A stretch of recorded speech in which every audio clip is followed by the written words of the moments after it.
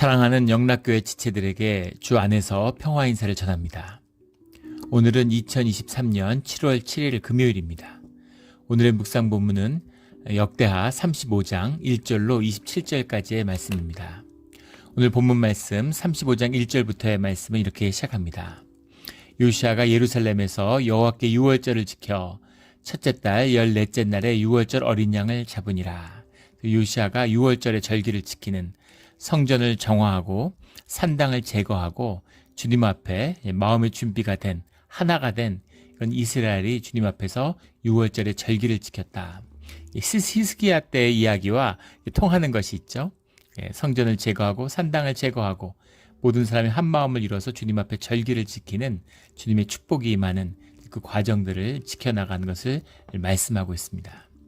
히스기야 왕 때의 이야기도 마찬가지지만 오늘 35장의 말씀도 이 유월절의 이야기는 역대왕 하에는 23장 21절부터 23절까지 짧게 나와 있어요. 근데 이것을 아주 구체적으로 길게 기록했습니다. 우리 역대기의 저자의 관점, 이 바벨론의 유수로 노예로 끌려가서 회복된 그런 예루살렘에서 기록된 이 역대기의 관점에서 가장 중요한 것은 성전과 레위 지파의 회복이다라는 것을 우리 여러 번 나누었죠. 그런 관점에서 유월절의 절기가 회복되었다는 것이 요시아 때의 가장 중요한 사건이다. 히스기야 왕 때에도 이것에 초점이 맞추어져 있다라는 것을 볼 수 있습니다. 오늘 본문에 보면 18절에 선지자 사무엘 이후로 이스라엘 가운데서 유월절을 이같이 지키지 못하였고 이스라엘 모든 왕들도 요시아가 지킨 것처럼 유월절을 지키지 못하였더라. 이렇게 나옵니다. 도대체 사무엘 이후로 유월절 이같이 지키지 못했다 할 때 기준이 뭘까? 기준은 크게 세 가지인데 하나는 이 유월절의 절기에 참여하는 사람의 숫자입니다. 이 온 백성, 주님의 자녀라면 이 유월절에 주님을 찾아와야죠. 근데 그것이 현실적으로 지켜지는 것이 굉장히 어려웠겠죠. 마음이 회복되고 또 믿음이 있지 아니하면 여호수아 때도 마찬가지였죠. 그 유월절의 절기를 지킨다는 게 쉬운 일이 아닙니다. 외침을 받을 수도 있고 또 고향을 비워놓고서 이렇게 예루살렘에 절기를 지키러 올라온다는 게 보통 일이겠습니까? 쉽지 않은 일이죠. 그런 믿음의 결단이 있어야 되는 것인데 얼마나 많은 사람들, 이것은 이스라엘이 한 마음이 되었느냐라는 걸 보여주는 것이겠죠. 두 번째는 재물의 수입니다. 주님의 축복과 그런 부요함이 넘치는 것도 있을 것이고 또 자원하는 심령도 있겠죠. 주님의 마음이 있고 주님의 은혜를 받으면 은혜가 더하여지는, 그래서 재물의 숫자라고 하는 것은 중요한 것입니다. 중요한 것이죠. 우리 교회 헌금도 마찬가지예요. 헌금 보고를 받는데 그 헌금 보고를 받는 이유는 헌금만큼 영적인 상태를 잘 보여주는 것이 없기 때문입니다. 진실한 이야기죠. 이 사람이 11조를 드리고 있다. 그러면 주님 앞에서 신앙생활이 바로 잡혀 뿌리를 내려 있는 겁니다. 그럼 삶에 큰 문제가 없어요. 고난이 없다는 얘기는 아니지만 그것을 다룰 수 있는 능력이 주님 안에서 함께하고 있다는 걸 볼 수 있는 겁니다. 그런데 중직자인데 헌금을 제대로 못해요. 말이 안 되는 얘기지만 그런 일들이 실제 있죠. 그런 분들은 뭔가 이제 신앙에 있어서 이게 제대로 되지 않는 거죠. 종교 생활을 하고 있는 것일 수도 있고 뭐 다른 문제가 있을 수도 있는 겁니다. 그런 것들이 또 감사의 헌금을 한다. 감사할 제목이 있고 감사의 마음이 회복된 것이죠. 감사할 이유가 있어서 감사 헌금을 하나요? 감사한 마음이 있고 심령이 회복됐기 때문에 하는 것입니다. 그런 감사의 헌금을 드리는 그런 마음들, 재물의 수도 이 유월절의 절기가 이와 같이 지켜지지 못했다라고 하는 이 칭찬 가운데 들어있는 것이죠. 또 하나 중요한 것은 정해진 날과 시를 잘 지켰느냐라는 겁니다. 이게 잘 지켜지지 않는 거죠. 이런저런 이유로 미루어지고 있을 수 없는 이야기지만 이런 일들 아예 지키지 못하기도 하고 올해는 여건이 안 돼서 한 해 쉬고 내년에 하지 또 한 해 매년 하는 건 힘들어. 한 3년에 한 번, 4년에 한 번씩만 하자. 이렇게 될 수 있다는 겁니다. 실제 많은 왕들 중에서 므낫세 때도 마찬가지고 아사 때도 마찬가지고 이런 것들이 이제 끊어지는 때들이 있었다라는 거. 아몬 때, 아몬이나 므낫세 때 이런 것이 끊어졌었죠. 이 절기가 날짜가 회복된다는 것도 이제 중요한 의미가 들어있다라는 것을 보게 되는 것입니다. 늘 주 안에서 회복되는 주님의 절기와 예배를 지킴으로 주님 앞에서 늘 함께하는 우리의 신앙의 자리가 되기를 주의 이름으로 축원합니다. 오늘 말씀 3절에 보면 거룩한 궤를 이스라엘 왕 다윗의 아들 솔로몬이 건축한 전 가운데 두고 다시는 너희 어깨에 매지 말고 마땅히 너희 하나님 여호와가 그의 백성 이스라엘을 섬길 것이라. 히스기야처럼 요시야도 말씀으로 권면을 하는 거죠. 위로의 말씀을 선포하는 것입니다. 그런데 놀라운 이야기를 하는데 그 레위 사람들에게 이르러서 솔로몬이 건축한 전 가운데 두고 다시는 너희 어깨에 매지 말라. 이게 무슨 얘기일까 도대체. 다시는 어깨에 매지 말라는 얘기는 어깨에 맸다는 얘기죠. 다윗 솔로몬 때 다윗 때 이것을 옮겨왔는데 솔로몬 때 이것을 옮겼는데 근데 그 뒤로 이것을 또 옮겼단 말이야. 근데 그런 기록이 나오지 않잖아요. 그래서 이것에 대한 여러 가지 이제 논란들이 있습니다. 도대체 이 언약의 궤가 움직였다는 얘기가 무슨 얘기일까? 왜 움직였을까라는 거죠. 그 중에 하나는 므낫세 때 이 성전 가운데 안에다가 우상을 세우니까 성전 궤 이거 뭐 부담스러웠을 수도 있고 아니면 거기다 다른 걸 세워야 되니까 그때 치웠다 이런 얘기가 있습니다. 그런 견해가 있는 거죠. 그때 다른 창고나 이런 데로 옮겼을 것이다. 그런데 성전이 회복되니까 다시 가지고 나왔을 것이다. 이렇게 보는 견해입니다. 같은 맥락이지만 성전에 우상을 세우니까 우상 가운데 언약궤가 있을 수 없어서 레위인들이 그것을 성전의 지하 창고에다가 넣어서 숨겨서 보관했다. 뭐 이런 이제 설화도 있어요. 유대교에서 랍비들이 이제 전하는 그런 주석에 보면 그런 식으로 이걸 해석합니다.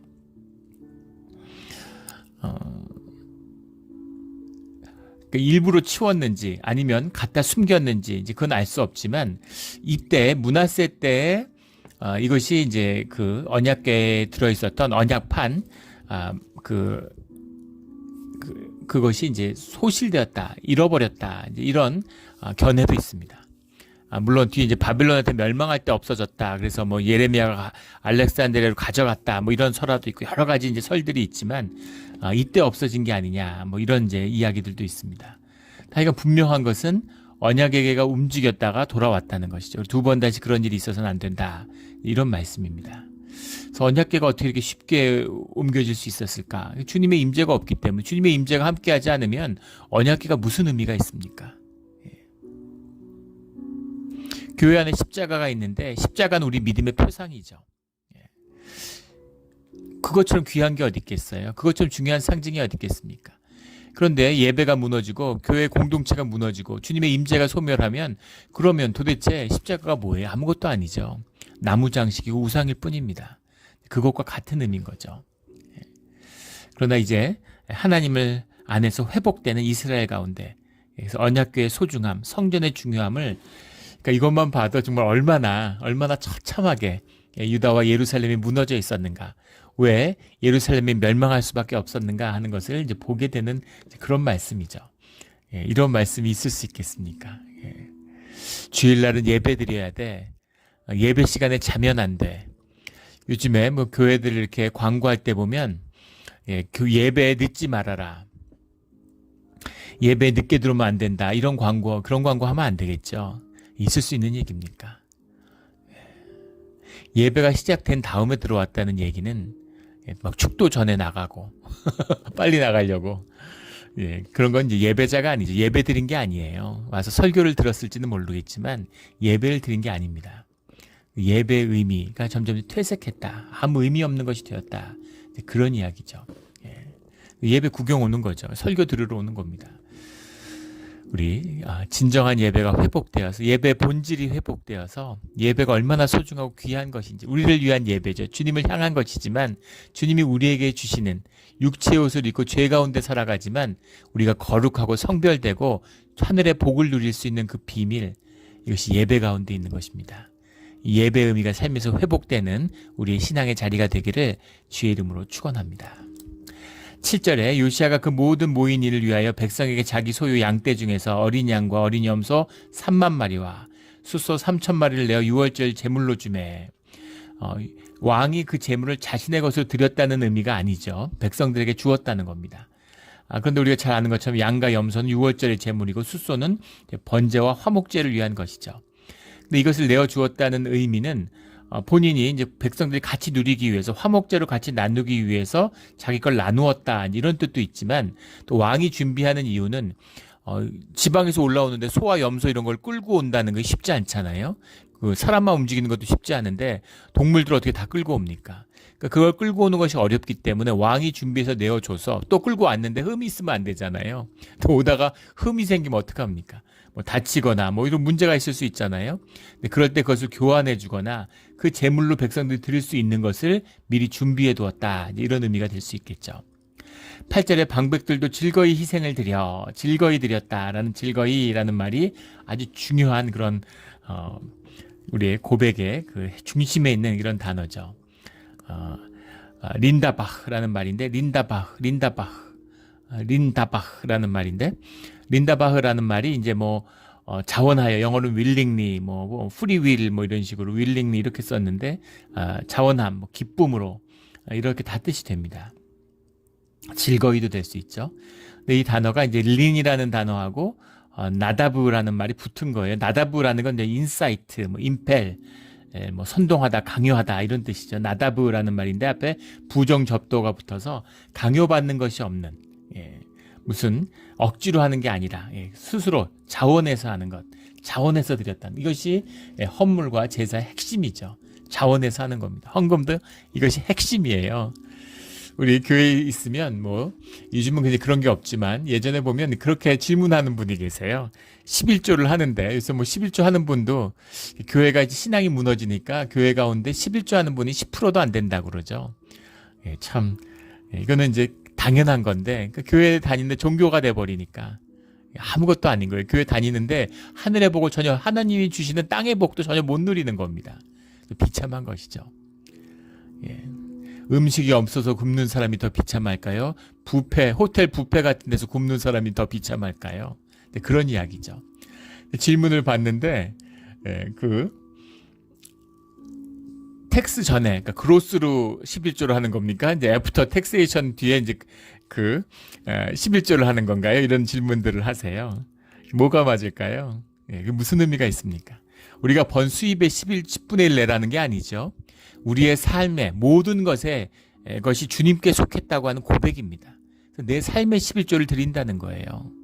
내 삶의 10분의 1의 시간, 내 삶을 온전히 다 주님을 섬기는 데 쓰고 싶지만 내 삶의 10분의 1을 구별해서 주님을 섬기는 데, 교회를 섬기는 데 씀으로써 내 삶이 주님께 속하였다는 걸 고백하는 그 고백의 언약의 표시입니다.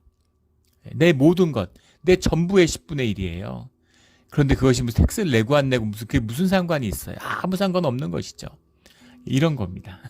얼마나 이 11조의 의미가 종교적으로 퇴색해 있는가 하는 걸 보여주는 거죠. 심지어는 이 종교성마저도 무너져가지고 이제는 뭐 교회에서도 뭐 11조란 말 쓰지 말고 회비라고 그러자 뭐 액수를 일정액을 정해가지고 달달이 내자 무슨 뭐 소셜 클럽입니까? 이게 말도 안 되는 소리 하는 거죠. 뭐하러 모여요? 교회가 뭡니까 도대체? 그런 의미들. 액수의 크고 작음이 아니죠. 무슨 내 삶을 드리고자 하는 내 마음 즐거이 자원해서 주님을 향해 드리는 겁니다. 기쁨이죠. 주님이 하나가 되고 우리의 삶이 주님의 것이 되면 주님이 우리에게서 받아가고 가져갈 게 뭐가 있겠어요. 예전에 제가 그런 표현들을 설교 때도 몇 번 썼죠. 우리 어릴 때 외할머니가 또 할머니가 자주 쓰시던 표현인데 거지 콧구멍에서 마늘을 빼먹지 뭐 이런 표현을 쓰셨어요. 문둥이 콧구멍에서 마늘을 빼먹지. 생각해보면 진짜 끔찍한 표현이죠. 우리에게서 가져갈 게 뭐가 있겠습니까? 주님이 받을 게 뭐가 있어요? 우리에게 주시려고 하는 거잖아요. 더 하고 싶은 거죠. 부요함을 누리게 하고 싶은 거죠. 근데 내 거라는 거잖아요. 주님하고 상관없다는 이건 다 내 거고 내가 번 거고 내 거고 주님은 상관하지 마세요. 주님은 인격이시지 않습니까? 100% 인격이세요. 강요하거나 우리에게 우리를 굴레로 묶거나 그러지 않으시죠. 내 거라 그러면 주님이 아무 말씀 안 듣고 놔두시는 겁니다. 내 거라니까. 주님의 복을 누리는 하늘의 축복을 누리는 그 비밀은 주님께 있는 것이죠. 섭리의 문제입니다. 이것은. 저희 그 큰애가 이제 그 영화 전공으로 갔는데 이제 아르바이트로 이제 광고 사진도 찍고 뭐 그런 그 광고 CF 같은 거 그런 것도 찍고 뭐 영상을 찍는 아르바이트들을 하고 또 이제 옷가게에서 이제 일을 해. 옷 회사에서 나름 이제 뭐 그 회사에서 일을 하는데 그 패션 업계, LA의 패션 업계, 미국의 패션 업계를 뭐 어디나 다 그렇지만 유대인들이 완전히 장악하고 있답니다. 사장이 누구든 겉에 누가 나서 있던 그거와 상관없이 내부적으로 모든 유통부터 디자인부터 꽉 잡고 있대요. 근데 그 사장님한테 이제 물어봤다는 겁니다. 사장님이 이제 그 큰애를 예뻐해가지고 굉장히 잘해주고 파리 패션쇼에도 데려가고 뭐 이렇게 굉장히 이제 믿어지지 않을 정도로 잘해주는 거죠. 아버지 같이 참 감사한 일입니다. 근데 제가 가르치지 못했던, 저도 잘 몰랐고 이런 그 금전적인 것 이런 것들을 이제 가르쳐 주는 거죠. 유대의 지혜를 이제 배우는 겁니다. 근데 그 사장님한테 질문을 했다는 거예요. 어떻게 하면 사장님처럼 그렇게 성공할 수 있냐고. 그러니까 사장님 뭐라고 얘기해 줬냐면 자기 부모한테 들은 얘기인데 똑같이 이야기해 주는 거죠. 너가 번 돈의 절반을 너의 주변에 있는 사람들과 나누라고 그랬다는 거예요. 너의 주변에 있는 사람들이 다 너가 성공하기를 기뻐하고 네가 성공하기를 원하면 너는 성공할 수밖에 없다고 그렇게 이야기를 하더래요. 유대인의 지혜죠. 땅의 복을 얻는 법을 알아요. 유대인들은. 가는 곳마다 땅의 축복을 누리는 겁니다. 근데 우리 크리스찬들은 땅의 축복이 비교할 수가 있겠습니까? 하늘의 복을 약속받은 사람들이잖아요. 하늘의 복은커녕 땅의 복도 못 누리는 거죠. 이것이 종교적으로 무너진 오늘날 기독교와 교회의 모습입니다. 주님 안에서 주님이 주시는 복을 누리는 자녀의 축복을 되찾는 우리의 믿음 생활이 되기를 주의 이름으로 축원합니다. 주님의 이제 이 6월절이 회복되었다라는 사건들이 기록되고 있죠. 12절에 보면 모세의 책에 기록된 대로라는 표현이 나와요. 그러니까 이 율법을 모르지 않았을 텐데 성전에서 주님의 말씀을 찾았던 이것이 이런 부흥의 기폭제의 역할이 됐다. 영적인 회복의 그 의미가 됐다라는 것을 이제 볼 수 있는 대목이죠. 말씀의 회복이 먼저였다라는 것입니다. 15절에 아삽의 자손이 노래하는 자들은 다윗과 아삽과 헤만과 왕의 선견자 여두둔이 명령한 대로 자기 처소에 있고 문지기들은 각 문에 있고 그 직무에서 떠날 것이 없었으니 이게 무슨 말일까요? 명령한 대로 자기 처소에 있고 한번 생각을 해보세요. 우리 지금 찬양팀이 시작됐는데 교회에서 찬양팀들을 하고 찬양대를 조직해서 한다는 게 쉽지 않습니다. 작은 교회는 더 어렵죠. 그리고 좀 규모가 있어도 쉽지 않아요. 왜냐하면 생각해 보십시오. 교회 가운데 찬양팀들이 가장 헌신된 분들이 찬양을 합니다. 예배자들이죠. 근데 그분들이 교회 모든 사역 가운데 중심에 있는 분들이에요. 교회 시작 전, 예배 전과 예배 후가 가장 바쁘고 일이 많은데 그때 연습하고 있고 찬양대 뭐 이렇게 연습하고 이러는데 교회가 얼마나 이렇게 쉽지 않겠습니까? 쉽지 않은 겁니다. 쉽지 않은 거예요. 그런데 우리 지금 6월절에 그 제사를 지내고 예배를 지내야 되는데 이 예배를 위해서 찬양대가 조직되어 있는 거잖아요. 그런데 얼마나 일이 많을지 한번 생각해 보십시오. 수십만 명이, 그것도 해마다 하던 것도 아니라 이제 6월절에 절기가 회복되어서 한번 예배를 멋있게 제대로 드려보려고 이렇게 준비하고 있는데 그런데 뭐 레위인들 뭐 제사장 이리 뛰고 저리 뛰고 소를 수만 마리를 잡고 염소 양을 수천 마리를 잡는데 수천 마리를 잡는 소를 수천 마리를 잡고 양 염소를 수만 마리를 잡는데 수십만 명이 모여 있는데 이거를 질서를 유지하고 사람들을 자리에 앉히고 예배하고 이걸 뭐 어마어마한 일이었겠죠. 상상이 안 되는 일일 겁니다. 그런데 찬양대가 가장 그 헌신된 사람들이 지금 찬양대 준비하고 있는 거예요. 야, 지금 바쁜데 와서 이것 좀 도와주면, 이것 좀 옮기는 거 좀 일손 좀 보태주면 안 돼? 그런 요청들이나 그런 요구들이 얼마나 많이 있겠습니까? 말은 안 해도. 그런데 명령한 대로 자기 처소에 있고, 그런데 찬양대는 찬양대를 준비하는 것으로, 문지기들은 문지기를 하는 것, 그 일들에 모두 열심히 하고 충성을 다했다는 겁니다. 굉장히 중요한 말씀이죠. 자기의 본분을 다해야 돼요. 자기의 역할에 충성돼야 된다. 이건 무슨 얘기냐면 일의 우선순위가 분명하다는 겁니다. 목회자들이 있는데 목회자들의 가장 중요한 많은 역할들을 교회에서 수행하죠. 핵심은 집례자이고 전도자라는 겁니다. 설교자의 소명에 가장 충실해야 돼요. 근데 교회의 그 중심이 흔들리면 무슨 소셜 워커인 것처럼 막 그런 일들, 아니면 교회의 무슨 매니저인 것처럼 철치 매니지먼트 하는데 막 열심을 다하고 이렇게 될 수 있다는 겁니다. 제가 예전에 섬겼던 교회 목사님이 계시는데 목사님 진짜 좋은 분이시죠. 근데 안타까웠던 건 뭐냐면 설교를 쩔쩔 매시는 거예요. 사실은 설교 본문은 계속 나와 있어야 되잖아요. 강의 설교라면 뭐 이미 나와 있는 거고. 그래서 주중에 늘 그것을 묵상하고 준비해야 되지 않겠습니까? 근데 설교 본문을 심지어 금요일, 토요일이 됐는데도 설교 본문을 못 잡아서 쩔쩔 매시는 거예요. 진짜 이해가 안 됐습니다. 아니, 매주 설교를 하게 돼 있는데 어떻게 저렇게 매주 저렇게 쩔쩔 맬까? 물론 여러 가지 뭐 영적인 어려움들이 이제 있으시죠. 그런데 이제 이분이 진짜 부지런하고 정말 열심히 있는 분이세요. 그래서 교회 아픈 분들이 있으면 아침, 점심, 저녁 때가 날 때마다 신방을 가고 아픈 분들이 있으면 거의 병원에서 시간을 보내십니다. 사람들 정말 은혜 받고 좋아하죠. 마음이 따뜻하고 부지런하고 정말 좋은 분이에요. 그런데 중요한 것은 목회자의 가장 이니셔티브, 우선순위가 전도자라는 것, 집례자라는 데 있다는 사실입니다. 그게 먼저예요. 그게 준비가 되고 신방을 가야 됩니다. 그게 준비가 되고 회의를 주재하는 거예요. 그게 된 다음에 봉사를 나가는 겁니다. 가장 중요한 것이 무엇인가 하는 것을 분명히 하는 거죠. 찬양대가 찬양만 하라는 것이 아니죠. 그러나 찬양이 가장 먼저라는 겁니다. 예배자로서 예배의 준비가 우선이, 그게 된 다음에 다른 걸 하는 겁니다. 교회도 마찬가지죠. 예배가 회복돼야 되는 거예요. 근데 무슨 선교단체인 것처럼, 봉사단체인 것처럼 사람들이 모여가지고 뭐 교제하고 좋은 일 하는 것이 교회인 것처럼 교회의 본분을 잃어버리는 겁니다. 그럼 처음엔 좋아 보이고 일이 원활하게 될 것 같지만 결국은 망하고 서로 다, 그게 인간의 악의 본질적인 문제입니다.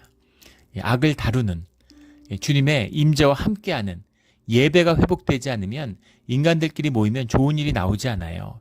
결코 좋지 않습니다. 핵심이죠. 이게 회복되면, 이게 회복되어야 이런 단계들을 밟아서 교회도 절기도 다 회복되어 가는 것이죠. 우리 교회 가운데 이제 찬양팀도 회복되고 또 우리 구역 모임도 시작했습니다. 얼마나 마음이 설레이는지 몰라요. 주님이 이제까지 준비하시고 예배를 세우고 준비되셨다고 믿습니다. 주님의 인도하심을 믿고 맡기는 것이죠. 그래서 그걸 통해서 주님의 귀한 열매들이 나타날 거라고 믿어요. 그런 일들이 우리 교회 가운데서 다 같이 나누고 보게 되는 증인이 되기를 주의 이름으로 축원합니다. 각자 직무에서 떠날 것이 없었으니 하는 이 말씀이죠. 16절에 이와 같이 당일에 여호와를 섬긴 일이 다 준비되매 유월절을 지키며, 이 당일이라는 것이 6월절에 그 날을 이야기할 수도 있겠지만 6월절의 절기 전체를 이야기할 수도 있습니다. 왜냐하면 그 무교절과 합쳐서 일주일 달을 6월절이라고 불렀기 때문에 바이욤이라는 말인데, 욤이라는 말이 창세기 2장 4절에 나오죠.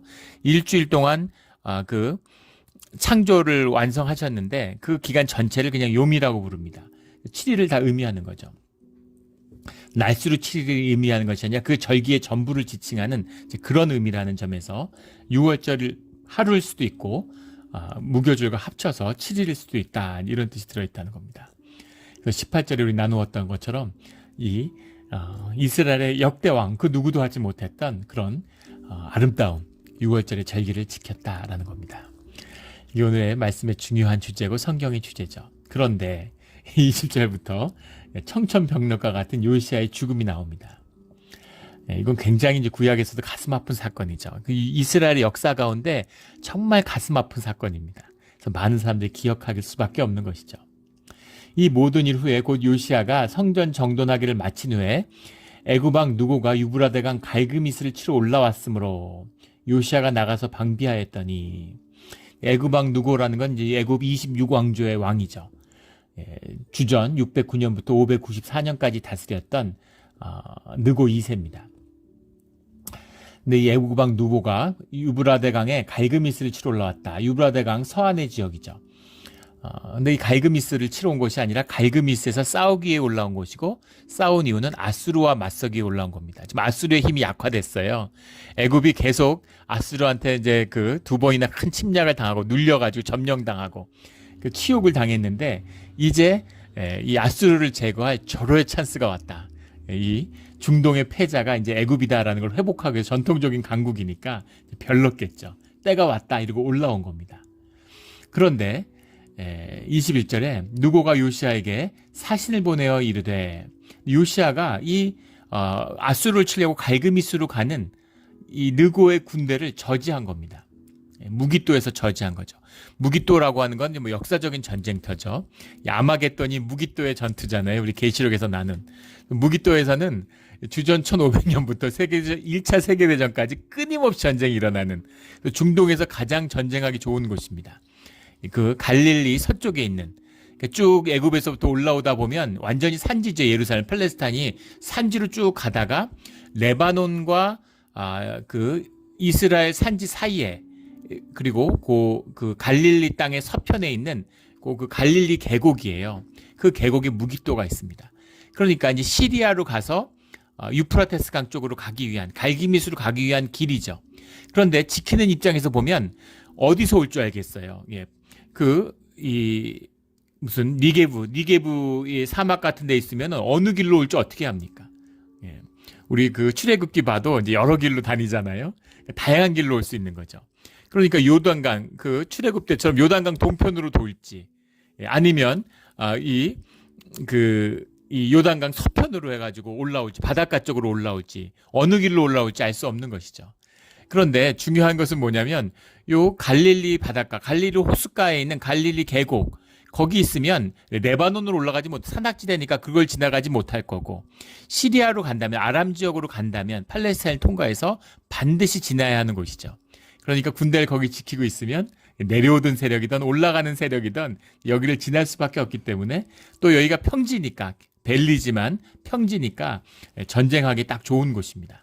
또 군대가 적은 지역도 지형을 이용해서 군대가 많아도 계곡을 따라 진행해 오니까 모든 군대, 대륙에서는 큰 들판 같은 데서 평야지대에서 붙으면 그러면 기병이 많고 마차가 많고 병력이 많은 게 절대적으로 유리하겠죠.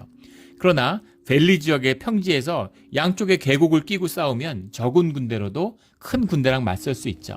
여러 가지로 이제 전쟁할 수 있는 지역이고, 또 무기또는 역사적으로 이제 그 솔로몬의 군대가 주둔했던 기병대 마병을 키우던 곳이니까, 그러니까 그런 어떤 역사적인 의미도 있고, 여기서 이제 결정적인 승리, 아수르가 없어져가지고 이제 살만하니까 이제 애굽이 올라와 애굽을 물리쳐서 다윗의 영광을 회복해야 되겠다.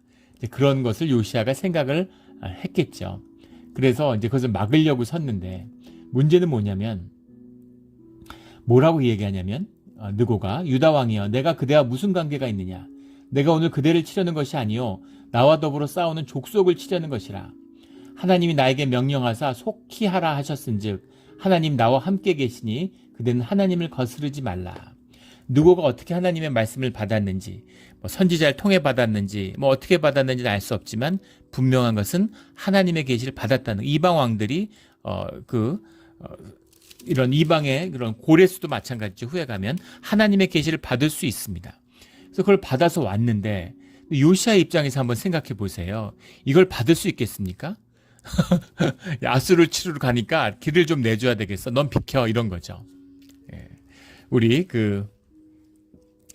도요토미 히데요시가 임진왜란 때 명나라를 치러 가니까 조선은 좀 길을 내달라. 우리 입장에서 보면은 말도 안 되는 소리, 조선을 치러 왔으면서 무슨 이런 회개망측한 말도 안 되는 소리를 하느냐라고 생각하지만, 사실은 그 당시의 역사 기록을 보면 명나라를 쳐들어갈 생각이 있었고, 명나라가 아니라 인도까지 쳐들어갈 수 있다라는 과대망상에 사로잡혀 있는 거죠. 그리고 아주 근거 없는 것은 아닌 것이, 그 당시 이 임진왜란이 있기 전에 한 100여 년 동안 상해 지역을 왜구들이 지배했습니다. 우리는 이제 일본의 역사를 끊임없이 폄훼하려는 경향이 있기 때문에, 그거를 왜구들을 아주 무슨 도적대처럼 다루고 있지만, 그게 아니라 지방의 영주들의 후원을 받는 군대예요. 그 군대가 상해 지역을 차지하고 있는데 명나라가 그걸 몰아내지 못하는 겁니다. 그 자신감이 있는 거죠. 그리고 실제 명나라를 무너뜨린 만주족의 병력이 사실 임진왜란 때 온 임진왜란의 왜군들의 병력에 반도 안 됐어요. 그런 걸 생각해 볼 때 사실은 우리는 이제 약간 그 역사적 중화주의, 사대주의 영향을 많이 받았기 때문에, 야, 어떻게 감히 명나라를 어떻게 일본이 이겨? 이렇게 생각하지만 일본은 왜 못 이겨? 이렇게 생각하는 것이죠. 예. 나중에 청일전쟁 이런 거 봐도 우리는 어떻게 청나라하고 싸워? 이렇게 생각하는데 일본은 청나라하고 싸워서 이기는 걸 크게 생각하지 않는 겁니다. 러시아하고도 싸웠잖아요. 그래서 좀 관점이 다른 것이죠. 그런데 우리가 얘기하려는 건 뭐냐면 요시아 입장에서 한번 보자는 거죠. 이게 말이 됩니까? 느고와 싸워야 할 이유는 너무나 명확한 것이에요. 아수르의 집에서 벗어났는데 이제 또 애굽의 영향력한테 들어가고 애굽의 군대가 길을 낸다고? 있을 수 없어, 이런 것이죠. 여러 가지 해석이 있었습니다. 요시아가 왜 이런 전쟁을 벌여서 무모한 전쟁을 벌여서 아무리 애굽이 아수르에게 눌려 있다고 선치더라도 지금 아수르의 그 압제가 사라지니까 지금 애굽이 올라오는데 아무리 그 애굽의 국력에 기본적으로 이 국력의 그 사이즈가 있는데 아무리 이스라엘이 국력이 융성하다고 애굽하고 싸운다고? 이게 말이 돼? 이런 거죠. 그런 겁니다. 역사학자들은 이제 여러 가지 왜 요시아가 느고에게 맞섰을까에 대한 해석들이 있어요.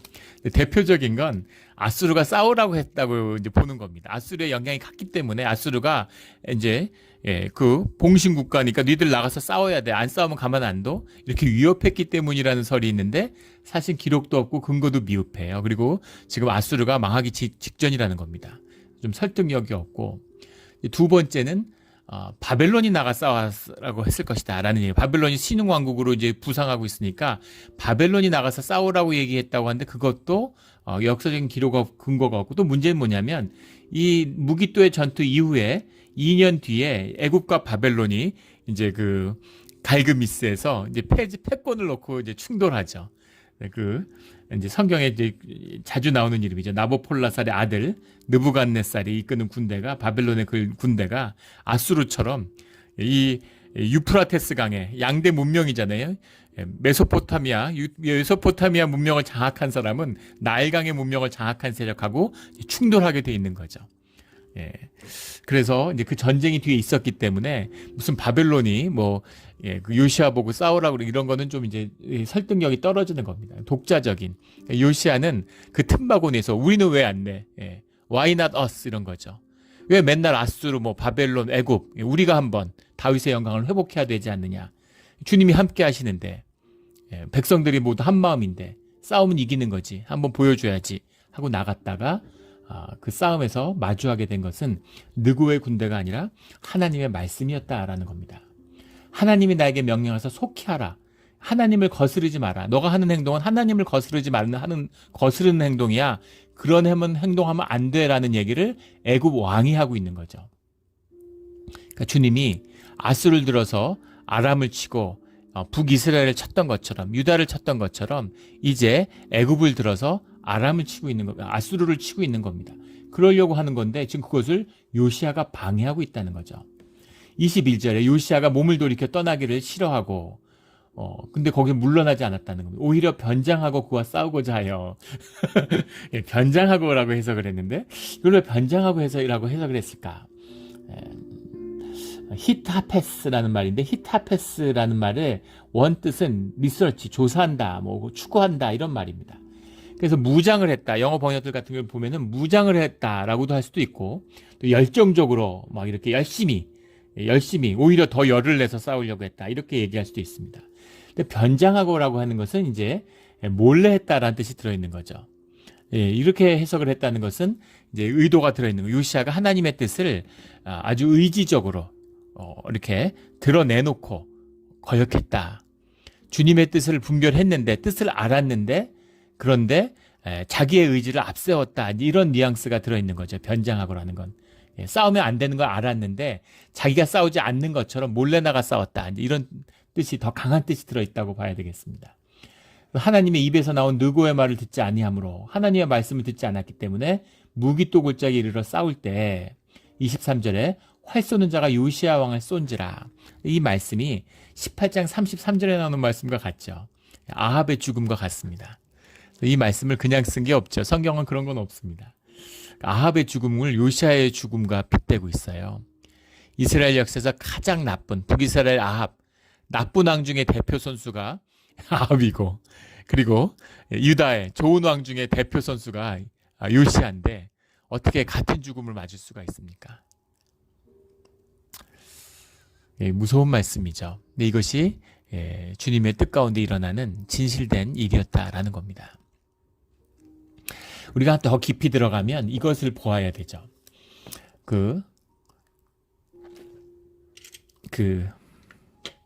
갑자기 지금 이름이 기억이 안 나는데 그 프리스트라고 하는 책을 쓴 유명한 그 부흥운동의 영국의 설교자가 있죠.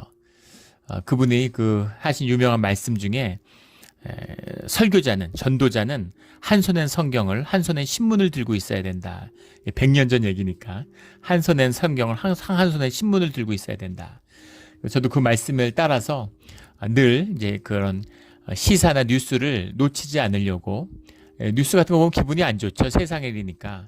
그래도 그걸 놓치지 않고 항상 그 일들의 말씀 가운데 균형을 가지려고 노력합니다.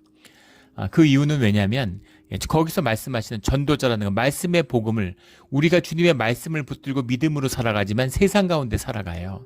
세상 가운데 죄된 공중의 권세 잡은 자의 아래에 있는 세상을 믿음을 가지고 살아가게 하시는 주님의 뜻이 있는 겁니다. 그런데 중요한 것은 무엇이냐면 하나님이 믿는 자의 하나님이시지만 믿지 않는 자들에게도 하나님이시라는 거죠.